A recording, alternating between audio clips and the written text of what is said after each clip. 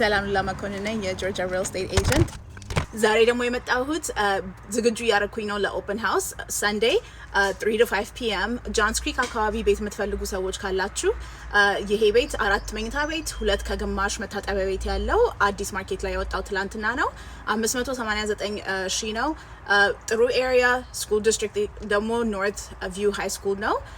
እሱን ማየት የምትፈልጉ ከሆነ I'll be there 3 to 5። እንደገና ደግሞ እዛ አካባቢም ወይም ደግሞ ሌላ ቦታ መግዛት የምትፈልጉ ወይ መሸጥ የምትፈልጉ ሰዎች ካላችሁ ደውሉልኝ። ስልክ ቁጥሬ 478 414 6165 ነው and hope to see you there.